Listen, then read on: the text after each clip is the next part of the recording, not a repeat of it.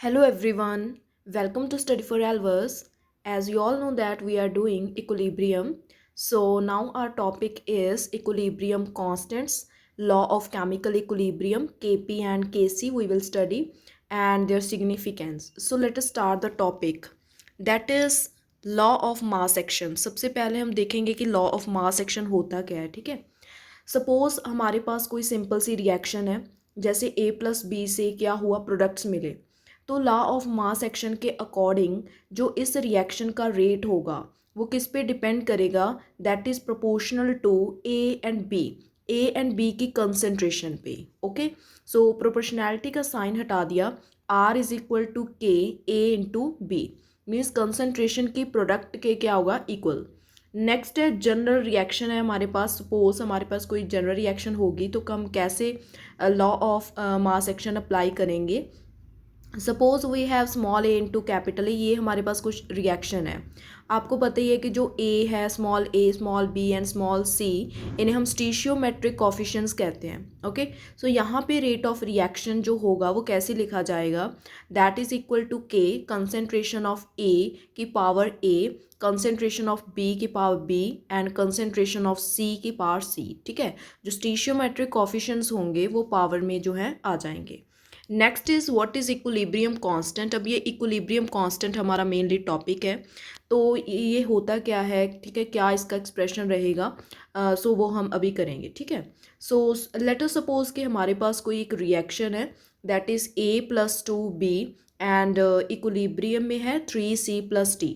अब यहाँ पे आप देख रहे हो that is F means forward reaction, B means backward reaction. ठीक है, सो यू नो अगर हम लॉ ऑफ मास एक्शन यहाँ पे अप्लाई करें तो रेट ऑफ फॉरवर्ड जो रिएक्शन होगा that is proportional to forward reaction में जो है कंसेंट्रेशन हम किसकी लेंगे, दैट इज रिएक्टेंट्स की। ओके, सो ए की कंसेंट्रेशन की पावर 1 एंड बी की कंसेंट्रेशन की पावर 2, क्योंकि जो स्टीशियोमेट्रिक कॉफिशिएंट है ए का वो 1 है और स्टीशियोमेट्रिक कॉफिशिएंट बी का कितना है, 2। सिमिलरली अगर हम बात करें कि रेट ऑफ बैकवर्ड जो डायरेक्शन हो रही है तो वहाँ पे क्या आएगा, सी प्रोडक्ट्स में देखो दैट इज़ सी की पावर 3 एंड डी की पावर 1। ये सी को मैंने स्क्वायर ब्रैकेट्स में लिखा है, यहाँ पे स्क्वायर ब्रैकेट्स जो है वो किसको रिप्रेजेंट कर रहे हैं, यहाँ पे कंसेंट्रेशन को। ओके, सो प्रोपोर्शनैलिटी का साइन हटा दिया, अगर हम रेट ऑफ फॉरवर्ड रिएक्शन में देखें तो वहाँ पे के एफ आ जाएगा। ठीक है, जो कि कांस्टेंट है, ठीक है, फॉरवर्ड रिएक्शन के लिए। और अगर हम बैकवर्ड रिएक्शन की बात करें तो वहाँ पे के बी जो है वो है constant for the backward reaction. और आप साइड पे देख रहे होंगे कि जो ये ब्रैकेट में क्वांटिटी लोगे आप, ए की कंसंट्रेशन बी, ये आपने वो वाली कंसंट्रेशन लेनी है। ठीक है ना, मीन्स आप ये इसका मीनिंग क्या होता है, that is active mass. Okay, active mass mean जब इक्विलिब्रियम होगा तब क्या क्या कंसंट्रेशन है, क्या मास है। ठीक है ना, ए का, बी का, सी और डी का। ठीक है, सो दिस इज मीन्स ये according to law of mass action के अकॉर्डिंग हमने फाइंड किया है rate of forward and rate of backward reaction को। ठीक है जी। नेक्स्ट है according to law of chemical equilibrium. अब जो लॉ ऑफ केमिकल इक्विलिब्रियम होता है वो क्या कहता है, इसके अकॉर्डिंग यही होता है कि जो रेट ऑफ फॉरवर्ड रिएक्शन है वो किसके इक्वल होता है, rate of backward reaction. This is according to the law of chemical equilibrium, आप लर्न कर लेना। ओके, यहाँ पे हमने R O F means rate of forward already find किया था और आर ओ बी भी ऑलरेडी फाइंड किया था। यहाँ से आप वैल्यू जस्ट पुट कर दो यहाँ पे। ओके, जब आप पुट करोगे तो आपने क्या किया, के एफ ओवर के बी को आप लेफ्ट हैंड साइड पे ले आए और जो लेफ्ट में ए बी था उसको आप राइट हैंड साइड पे ले गए। ओके, तो यहाँ पे के एफ और के बी जो है ये प्रोडक्ट जो है मीन्स ये रिजल्ट आ जाएगा इसका। सो हम क्या कंसीडर कर रहे हैं, हम कंसीडर कर रहे हैं जो के एफ ओवर के बी है फॉरवर्ड का कांस्टेंट और बैकवर्ड का कांस्टेंट। ठीक है ना, इनको इनकी रेशियो को हम क्या ले रहे हैं, दैट इज़ के ई। सो यही होता है के E is the equilibrium constant. Okay, यही हम फाइंड करना चाहते थे। तो किसके इक्वल हो गया ये equilibrium constant, that is equal to C और डी। क्या थे, सी और डी हमारे प्रोडक्ट्स थे रिएक्शन के। ओके, और ए बी क्या थे, रिएक्शन के क्या थे, रिएक्टेंट्स। और पावर में क्या है, स्टीशियोमेट्रिक कॉफिशिएंट्स, जो भी प्रोडक्ट्स के स्टीशियोमेट्रिक कॉफिशिएंट्स हैं और रिएक्टेंट्स के हैं, ठीक है, वो पावर में आ जाएंगे। क्लियर। ओके। सो अब हम आपने क्या करना है, आपको एक रिएक्शन गिवन है और आपको इक्विलिब्रियम कांस्टेंट लिखना है, ठीक है। तो N2+3H2 gives ammonia, so this reaction is very famous. So आप यहाँ पे इक्विलिब्रियम कांस्टेंट लिख दीजिए। सो कैसे लिखोगे, जो अमोनिया है, ठीक है, उसकी कंसेंट्रेशन, क्योंकि क्या होता है equilibrium constant, that is equal to products over reactants, है ना। तो प्रोडक्ट्स NH3 है और रिएक्टेंट्स N2 और H2 है, और पावर में उनकी जो स्टीशियोमेट्रिक कॉफिशिएंट्स है वो आ जाएंगे। क्लियर।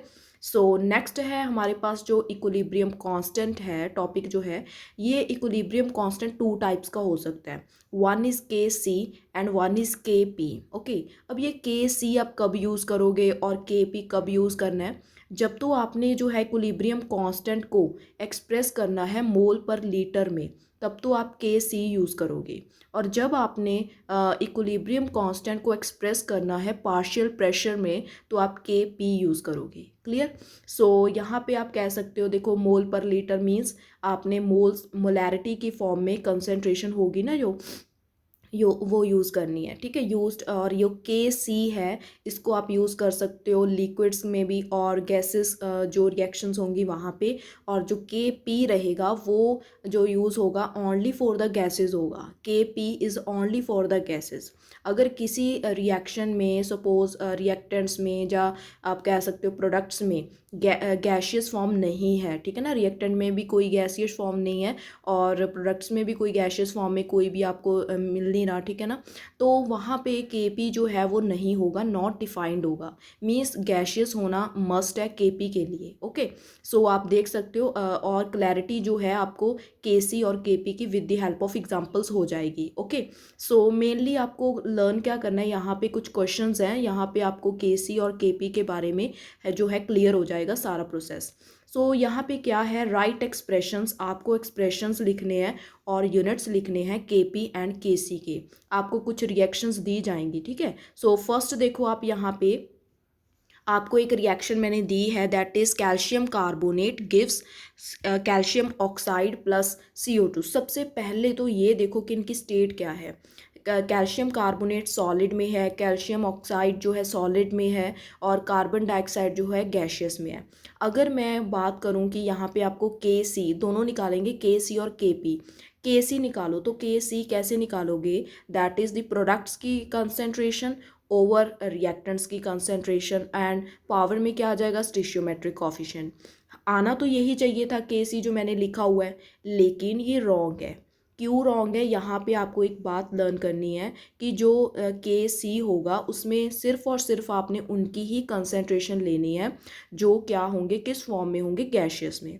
आपको पता नहीं कि सॉलिड जब भी कोई रिएक्शन होगी तो सॉलिड के मॉलिक्यूल में कोई काफ़ी चेंज नहीं आएगा, ठीक है ना, गैशियस के कंपैरिजन में। गैशियस के मॉलिक्यूल्स में, ठीक है ना, गैशियस जो है मोस्टली पार्टिसिपेट करेंगे इक्विलिब्रियम को लाने के लिए, ठीक है ना। सो गैशियस को आप यहाँ पे क्या करोगे, ओवरकम करोगे। सो यहाँ पे आप देख सकते हो मैंने साइड में लिखा भी हुआ है कि this is wrong but this is wrong. So यहाँ पे Kc कितना आ जाएगा, CO2 की कंसेंट्रेशन। ओके, क्लियर हो गया। सॉलिड को आप नहीं लोगे। नोट क्या है यहाँ पे, कहते कि जो यहाँ पे आप देख रहे हो कि जो कंसेंट्रेशन आपने लेनी है of solids is constant and taken unity, आपको यूनिटी ही कंसीडर करनी है। और यहाँ पे यूनिट्स क्या रहेंगे, CO2 है ना, तो यहाँ पे गैस है, तो आप Kc किस फॉर्म में होता है, that is mole per litre में, क्योंकि आप Kc फाइंड कर रहे हो तो यहाँ पे एक ही है कंसेंट्रेशन ओनली CO2 की, इसलिए यहाँ पे यूनिट्स क्या आ जाएंगे, मोल पर लीटर। ओके। अगर हम यहाँ पे Kp फाइंड करें तो Kp क्या होगी, मैंने कहा था कि Kp क्या होती है इन टर्म्स ऑफ प्रेशर, तो Kp का भी सेम ही प्रोसेस है। आप यहाँ पे क्या लिख दोगे, प्रेशर ऑफ CO2। ओके। तो वहाँ आप देख पा रहे हो कि स्टीशियोमेट्रिक कॉफिशिएंट 1 है, तो ऊपर क्या आ जाएगा 1, और इसके यूनिट्स क्या आ जाएंगे, एटमॉस्फेरिक 1 ATM, ATM के पावर में भी क्या आ जाएगा 1। क्लियर। एक और हम एग्जांपल्स इसकी कर लेते हैं, that is N2O4 gives 2N2G, ठीक है ना, मीन्स गैशियस में है दोनों।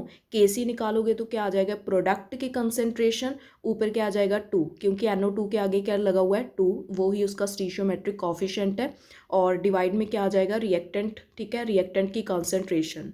बस यही इसका Kc है। और अगर हम यूनिट्स की बात करें तो यूनिट्स में क्या आ जाएगा, that is mole per litre, mole per litre, और ऊपर 2 है, नीचे 1 है, 2 - 1 कर दीजिए, तो 2 में से 1 गया, that is 1। Okay, only mole per litre ही रह जाएगा। Kp फाइंड करेंगे तो pressure of product over pressure of reactant, so that is P of NO2 over P of N2O4, और ऊपर क्या आ जाएगा इनके, दैट इज़ वही same, that is stoichiometric coefficients. Okay, अगर हम यूनिट्स की बात करें तो रिएक्टेंट का भी ATM होगा और प्रोडक्ट का नीचे वाले का भी ATM होगा, ठीक है ना। तो कंबाइन करके क्या आ जाएगा, ATM 2 - 1।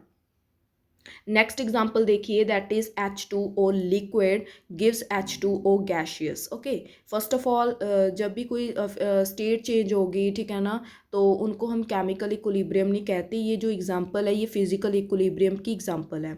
और अगर मैं बोलूँ आपको कि Kc निकालो तो आप कैसे निकालोगे, Kc इज इक्वल टू, यहाँ पे देखो दैट इज H2O, क्या आ जाएगा आपके अकॉर्डिंग, क्या आना चाहिए, ठीक है ना, दैट इज़ H2। अगर हम देखें तो हम ऐसे ही लिखते हैं ना कि रिएक्टेंट्स ओवर प्रोडक्ट्स, लेकिन यहाँ पे ओनली H2O गैशियस को ही कंसीडर किया गया है, लिक्विड वाले पोर्शन को नहीं लिखा। सेम ही यहाँ पे आएगा, दैट इज़ द कंसंट्रेशन, या फिर आप कह सकते हो एक्टिव मास जो लिक्विड वाला होगा with gas in equilibrium is taken as unity. Solid हुआ, लिक्विड हुआ, क्योंकि जो लिक्विड जो है इक्विलिब्रियम आएगा जब उसमें जो मोस्टली पार्टिसिपेशन रहेगी वो गैशियस फॉर्म की रहेगी, ठीक है, लिक्विड की कम रहेगी।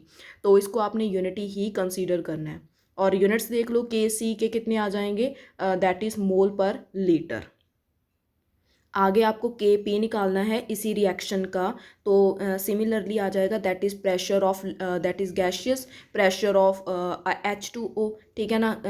वैसे भी मैंने आपको बताया था जब Kp के बारे में बताया था कि ये गैसेस के लिए ही अप्लाई होगा ओनली। तो प्रेशर ऑफ H2O पावर कितना आ जाएगा, 1, इसके यूनिट्स क्या रहेंगे, ATM। ओके, 1 - 0। नेक्स्ट जो example, that is copper plus 2 times Ag positive gives copper 2 positive plus 2 Ag। सो सभी आपको एक सॉलिड में है, सेकंड एक्वस में है, प्रोडक्ट्स जो हैं वो भी एक्वस और सॉलिड में है। तो यहाँ पे क्या होगा, जब आप Kc फाइंड करोगे दैट इज़ इक्वल टू, आपको सॉलिड फॉर्म तो लेनी नहीं है, नोट में कहा था हमने, तो ऑलरेडी हमारे पास लेफ्ट क्या है, that is copper 2 positive over Ag positive, और स्टीशियोमेट्रिक कॉफिशेंट्स लगा दो, कॉपर का कितना है 1 और Ag पॉजिटिव का कितना है 2। सो ये इसका Kc आ गया। और अगर हम यूनिट्स की बात करें तो मोल पर लीटर ऊपर क्या है 1 और Ag पॉजिटिव के ऊपर स्टीशियोमेट्रिक है 2, तो यूनिट्स क्या आ जाएंगे, मोल पर लीटर पावर में 1 - 2।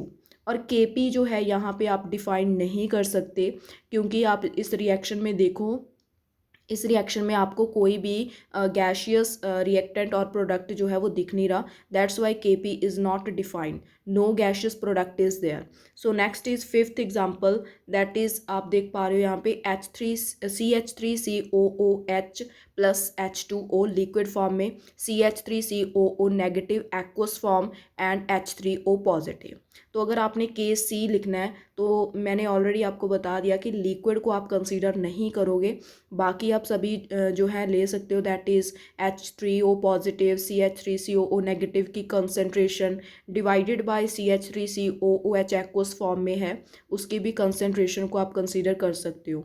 और यहाँ पे लिक्विड को आपने नहीं लेना यहाँ पे। सो अगर ऐसी रिएक्शन होगी एक्वस और लिक्विड में होगी तो आपने लिक्विड की कंसंट्रेशन को 1 रखना है, यूनिटी। और Kp भी यहाँ पे डिफाइन नहीं होगा, बिकॉज आप देख पा रहे हो कि रिएक्टेंट्स में, प्रोडक्ट्स में कोई भी गैशियस जो है वो नहीं है। Okay, so next is the relation between Kp and Kc। अब जो हमने डिस्कस किए हैं Kp के कुछ क्वेश्चंस एंड Kc आपको क्लियर हो गया होगा। सो अब रिलेशन की बात करते हैं कि इन दोनों में क्या रिलेशन होता है, ठीक है।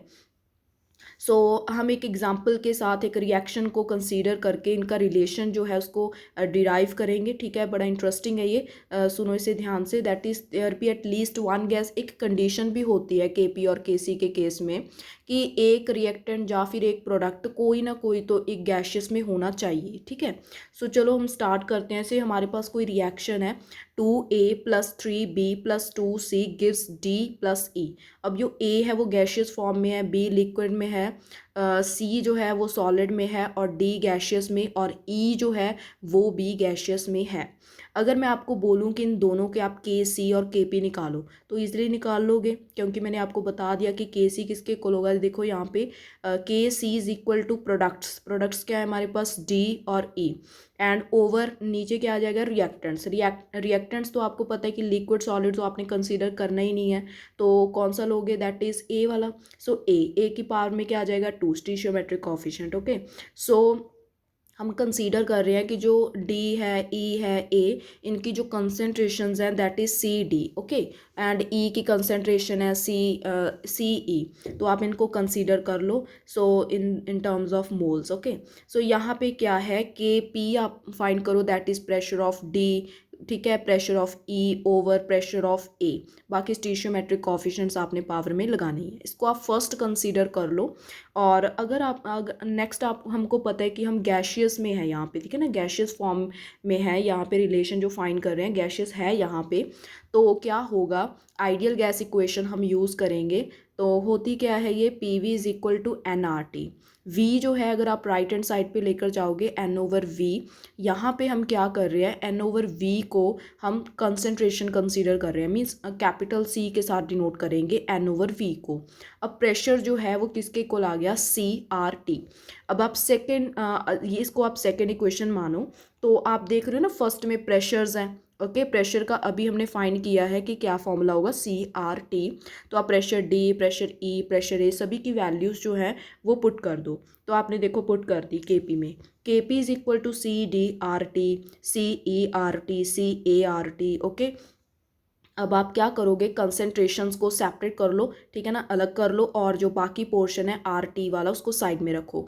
और जब आप कंसेंट्रेशंस लोगे सी डी, सी ई और सी ए, ये तो हमने अभी देखा, देखो ऊपर देखो के सी का रिजल्ट देखो, देख पा रहे हो ना, दिस इज के सी का result.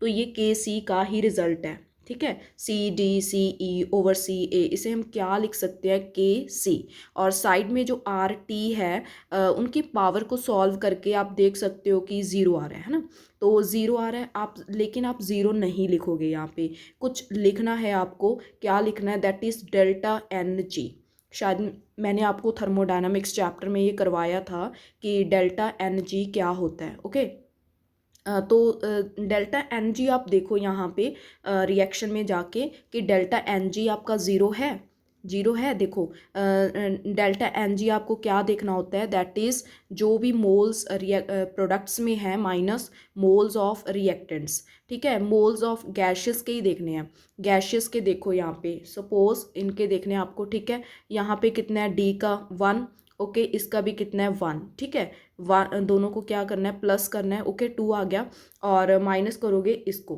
That is -2। Only gaseous के मोल्स को आपने क्या करना है, सॉल्व करना है, that is delta n g is equal to moles of gaseous in products minus moles in reactants only of gaseous form.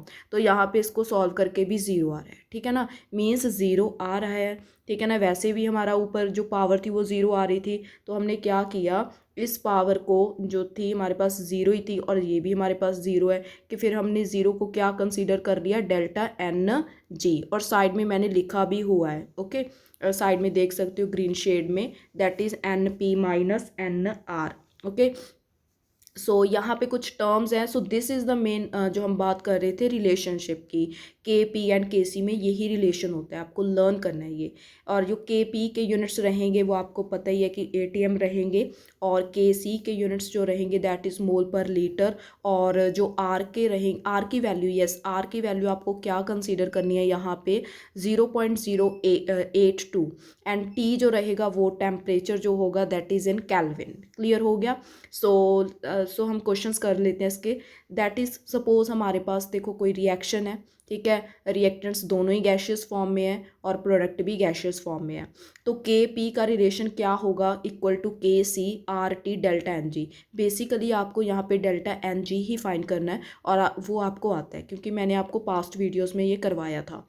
तो यहाँ पे आप देख सकते हो प्रोडक्ट्स में से रिएक्टेंट्स माइनस कर दो, प्रोडक्ट में कितने मोल्स हैं 2 माइनस, और रिएक्टेंट्स में भी कितने मोल्स हैं 2, ठीक है ना। कैसे देखते हैं यहाँ पे, दैट इज़ 2, ठीक है, माइनस इसके आगे कितना है, दैट इज़ 1, और इसके आगे भी कितना है, दैट इज़ 1, यहाँ से आ जाएगा, क्लियर।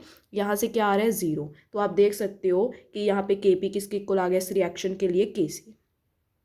आपको एग्जाम में ऐसे रिएक्शन दे दी जाएगी, ठीक है, कंडीशंस लिख दी जाएगी कि Kp less than Kc, Kp equal to Kc। So इस तरीके से आपको क्वेश्चन जो है वो बन सकता है। सो आपको मेनली क्या आना चाहिए, मीन्स आपको फॉर्मूला आना चाहिए, ठीक है। और आपको ये भी क्वेश्चन पूछ सकते हैं कि अगर डेल्टा एन जी की वैल्यू 0 हो तो ये क्या मीन्स एक्सप्रेशन जो होगा Kp और Kc में रिलेशनशिप कैसा रहेगा। तो अगर 0 ही हो गया तो Kp इक्वल टू Kc रहेगा, क्लियर। सो नेक्स्ट देखो, नेक्स्ट क्वेश्चन को देख लेते हैं यहाँ पे।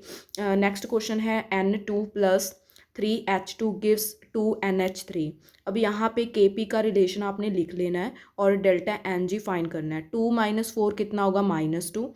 तो आप देख पा रहे हो यहाँ पे Kc जो होगा वो that is greater than the Kp, clear. यहाँ पे जो डेल्टा एन जी है वो नेगेटिव है, अगर डेल्टा एन जी नेगेटिव रहेगा तो के सी जो है ग्रेटर होगा के पी से, ओके डन। सो नेक्स्ट देखो, हमारे पास नेक्स्ट एग्जांपल है, that is this 2N2 gaseous gives N2O4, दोनों गैशियस में है। तो आप इजीली जो है रिलेशनशिप अप्लाई करके आप के पी और के सी में जो है रिलेशन फाइंड कर सकते हो, ठीक है, क्या रिजल्ट रहेगा बेसिकली।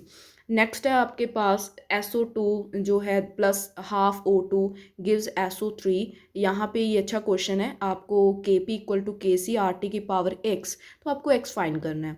तो x क्या है हमारे पास, दैट इज़ डेल्टा Ng, है ना। तो आपको डेल्टा Ng फाइंड करना है सिंपली। अभी तो हमने सीखा है कि डेल्टा Ng कैसे फाइंड करना है, प्रोडक्ट्स में से रिएक्टेंट्स के मोल्स माइनस कर दीजिए गैशियस वाले, तो आपको जो है आंसर मिल जाएगा, दैट इज़ -1/2 जो है आंसर आ जाएगा। अगर वीडियो आपको पसंद आ रही है तो वीडियो को लाइक जरूर कर दे, ठीक है जी। सो नेक्स्ट है कैरेक्टरिस्टिक्स ऑफ इक्विलिब्रियम कांस्टेंट। अब जो हमने डिस्कस किया है के ई, ओके, अब हम इनके कैरेक्टरिस्टिक्स पढ़ने हैं कि क्या क्या कहाँ कहाँ पे ये डिपेंड करेगा और कहाँ पे डिपेंड नहीं करता, ठीक है। सो फर्स्ट है कि ये कहाँ पे डिपेंड नहीं करता, कौन कौन से वो फैक्टर्स हैं जिस पे इक्विलिब्रियम कांस्टेंट जो है बिल्कुल भी डिपेंड नहीं करेगा। सबसे पहला है इनिशियल कंसंट्रेशन ऑफ रिएक्टेंट्स। जो भी इक्विलिब्रियम कांस्टेंट होगा वो इनिशियल कंसंट्रेशन ऑफ रिएक्टेंट्स पे डिपेंड नहीं करेगा। मींस चाहे आप अमाउंट जो है रिएक्टेंट्स की बहुत ज़्यादा ले रहे हो चाहे बहुत कम ले रहे हो, ठीक है, जो के की वैल्यू है वो उस पर डिपेंड नहीं करती, ओके। नेक्स्ट है प्रेजेंस ऑफ कैटालिस्ट। अगर आप कैटालिस्ट यूज़ कर रहे हो तो भी इक्विलिब्रियम कांस्टेंट को कोई फ़र्क नहीं पड़ता।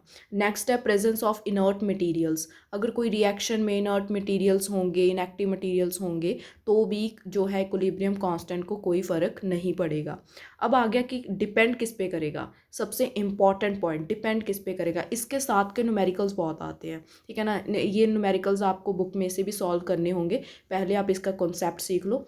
तो डिपेंड किस पे करेगा, mode of representation of reaction. जैसे जैसे आप देखो रिएक्शन को मोल्ड करते जाओगे, ठीक है ना, तो वहाँ पे के की वैल्यू चेंज होगी। जैसे आप एग्जांपल में देख रहे हो कि A+B गिव्स C, ठीक है, आपको पता है ना कि इक्विलिब्रियम है, फॉरवर्ड से रिएक्टेंट प्रोडक्ट में चेंज हो रहे हैं, तो बाद में प्रोडक्ट जो है वो रिएक्टेंट में चेंज हो रहा है, सी किस में चेंज हो रहा है, A+B में। अगर आप किसी रिएक्शन को उसका उल्ट करोगे, रिवर्स करोगे, तो वहाँ पे के की वैल्यू भी क्या हो जाएगी, रिवर्स हो जाएगी, क्लियर। A+B गिव्स C के लिए के था और C गिव्स A+B के लिए 1/k हो जाएगा। नेक्स्ट एग्जाम्पल देखो आप, पहले क्या थी रिएक्शन N2+O2 गिव्स 2NO, लेकिन हमने क्या किया, इसको 2 के साथ मल्टीप्लाई कर दिया। जब आप 2 के साथ मल्टीप्लाई करोगे तो जो न्यू कांस्टेंट होगा, ठीक है ना, that is equilibrium constant new वाला होगा, तो वो क्या हो जाएगा, वो भी उसकी स्क्वायर हो जाएगा पुराने वाले की, ठीक है। पुराना क्या था के, और जो न्यू वाला होगा वो पुराने वाले का स्क्वायर हो जाएगा। स्क्वायर मतलब हमने 2 के साथ मल्टीप्लाई किया तो आपको पावर में 2 ही डालना है न्यू के, ओके।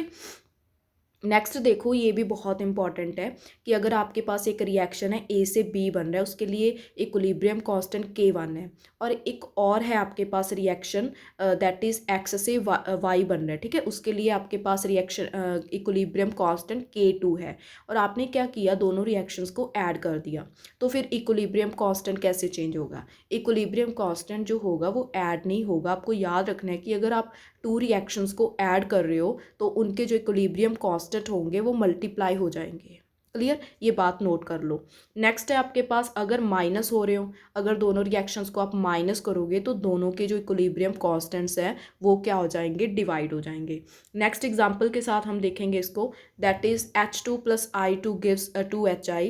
तीनों जो है वो गैशियस फॉर्म में है, और इस रिएक्शन का K मैंने आपको दे दिया 49, ठीक है। और नेक्स्ट मैंने क्या किया, HI मैंने पहले तो रिवर्स कर दिया, देख पा रहे हो ना कि रिवर्स कर दिया मैंने रिएक्शन को। रिवर्स करने के बाद मैंने सारे को 1/2 के साथ मैंने डिवाइड कर दिया। तो आपने क्या करना है, के को पहले क्या कर देना, सॉल्यूशन में देखो, के को पहले रिवर्स कर देना है। रिवर्स करके आपने क्या करना है, उस क्योंकि मैंने 2 के साथ डिवाइड किया, मीन्स आप ये भी कह सकते हो कि 1/2 के साथ मल्टीप्लाई किया, तो मैंने मल्टीप्लाई किया जिसके साथ भी उसकी पावर में उतना ही आ जाता है, ठीक है, 1/2। और 1/2 यू नो स्क्वायर रूट होता है, और 49 का स्क्वायर रूट 7 होता है, तो इसका आंसर क्या आ जाएगा, 1/7। क्लियर हो गया। नेक्स्ट है टेम्परेचर। टेम्परेचर मींस अब जो इक्विलिब्रियम कांस्टेंट के हम फैक्टर्स कर रहे थे, ठीक है, जो अगर आप रिएक्शंस को सेम ही टेम्परेचर पे कर रहे हो हर बार, तो उसका जो इक्विलिब्रियम कांस्टेंट है वो कांस्टेंट ही रहेगा, उतना ही आएगा। लेकिन अगर आप टेम्परेचर को इंक्रीज़ कर रहे हो, ठीक है, तो डेफिनेटली उसका जो इक्विलिब्रियम कांस्टेंट है उसमें चेंज आएगा। Clear, KE is constant for a given reaction at a given temperature.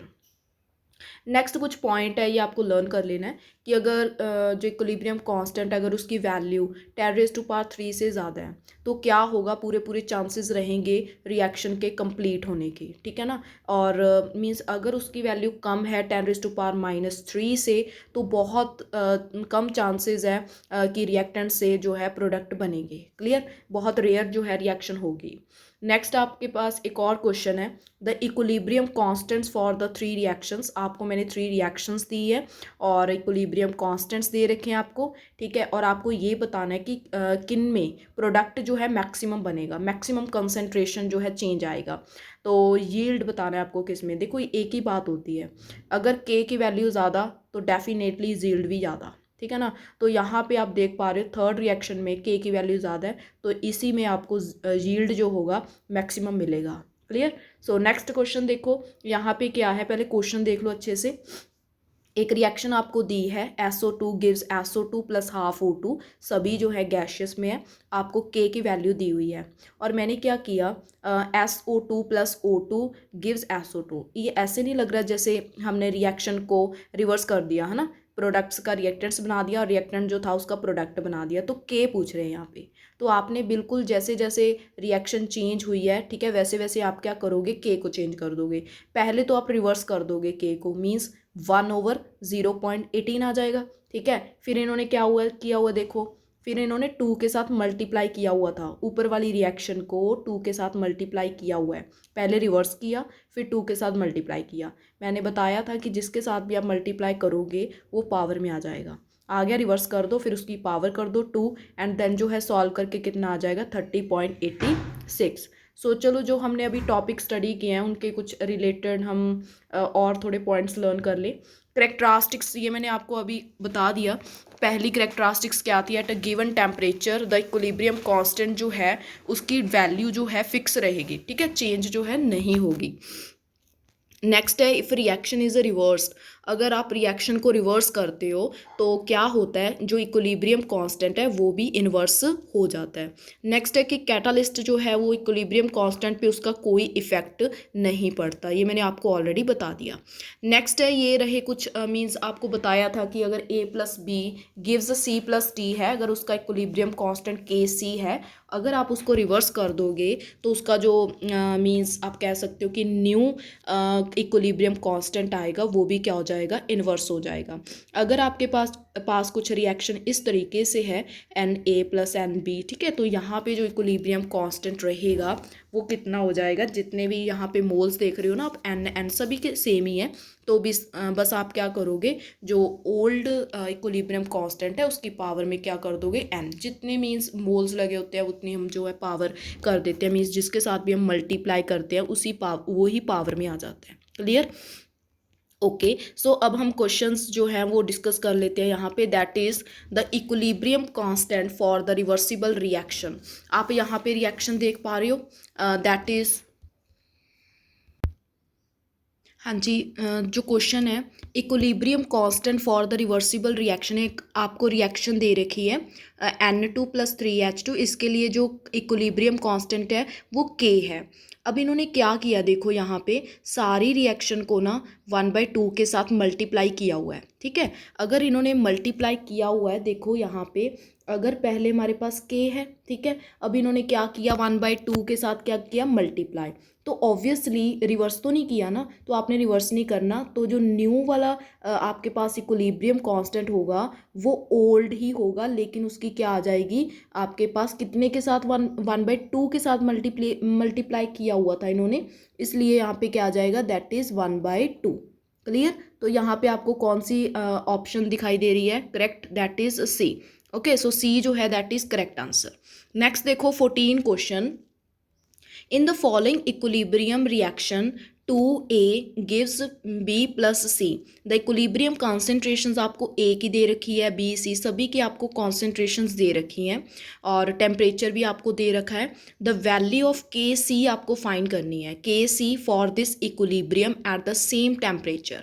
तो मैंने आपको बताया था ना कि जो Kc की वैल्यू होगी वो किसके इक्वल होगी, दैट इज इक्वल टू, ऊपर क्या आ जाएंगे, प्रोडक्ट्स, तो प्रोडक्ट्स क्या है यहाँ पे, बी और सी है, ठीक है। बी की कंसेंट्रेशन आप देखो कितनी है, दैट इज 2 × 10⁻³ एंड इसकी कंसेंट्रेशन हो गई इनटू, और फिर किसकी आएगी, दैट इज सी की, फिर आप सी की पुट कर देना, दैट इज 3 × 10⁻⁻, कितना आ जाएगा, -3, ओके, और डिवाइडेड बाय, नीचे क्या आ जाएगा, रिएक्टेंट, रिएक्टेंट कितना है, ए की कंसेंट्रेशन हमें दी हुई है 1 × 10⁻³ की पावर कितनी आ जाएगी, 2, ओके, सो यहाँ पे 2 आ जाएगा। अब आप इसको सॉल्व कर लेना, सॉल्व करके जो आपका आंसर आ जाएगा आप मैच कर लेना, आंसर जो रहेगा इसका that is B, that is 6। Okay, so next है 17 क्वेश्चन। 17 का देखो, A + B gives C the unit of equilibrium constant is. तो मैंने आपको बताया था कि इक्विलिब्रियम कांस्टेंट यहाँ पे Kc की बात हो रही है, क्योंकि प्रेशर की तो यहाँ पे कोई बात ही नहीं हो रही, तो इसके यूनिट्स क्या रहेंगे, that is mole per litre.